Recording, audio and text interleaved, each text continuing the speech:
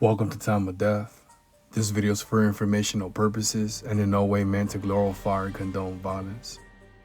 In today's video, we'll be discussing the murder of Freddy Mercado. Mercado was shot and killed on Saturday, June 19, 2021, in the 1000 block of East Anaheim Street in Long Beach, according to LA County coroner records.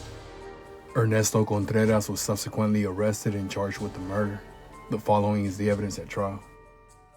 A witness, who was a post office supervisor, testified for the prosecution.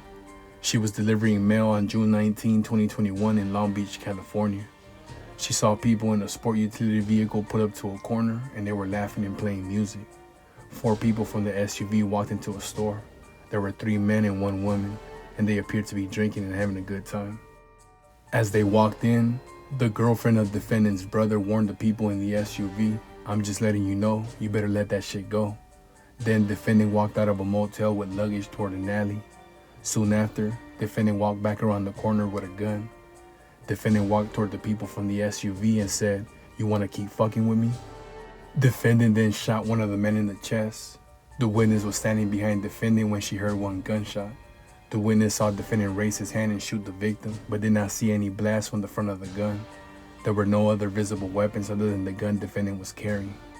The man who was shot, victim Freddy Mercado, stumbled to the ground. His friends put him in the back of their truck and they drove away.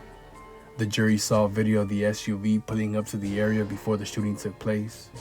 This video depicts the victim's friends helping him into the truck after being shot. A second video showed the witness and the girlfriend of defendant's brother at the scene.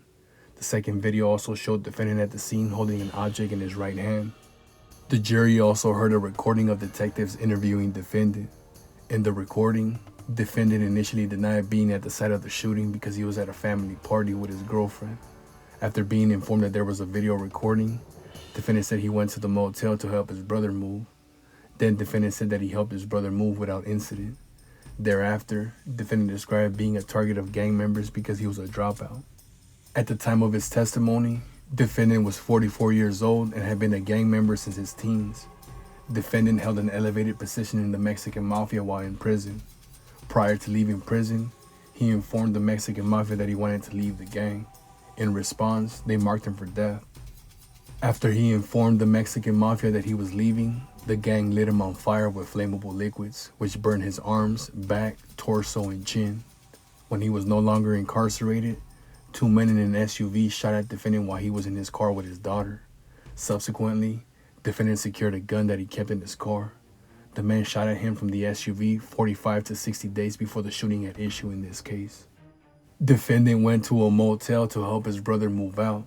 His brother's girlfriend was present and she knew the Mexican Mafia issued an order to kill defendant. When defendant was coming out of the motel, he saw the victim as Spooky. Defendant recognized Spooky as the man who shot at his car from the SUV in the earlier incident. The victim and Spooky were very drunk, and Spooky told them, "I'm not gonna miss the second time." In response, defendant asked Spooky and the victim not to threaten his daughter. Then defendant left and came back with a gun. Defendant, Spooky, and the victim again came into contact. The victim was trying to tell Spooky to calm down. However, Spooky reached to pull out a gun and the victim also reached for his gun.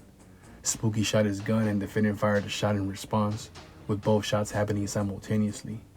Defendant shot the victim and it was accidental. He explained his argument was with Spooky instead of the victim. The prosecution charged defendant with 1 count of murder, 1 count of possession of a firearm by a felon, including a gun enhancement.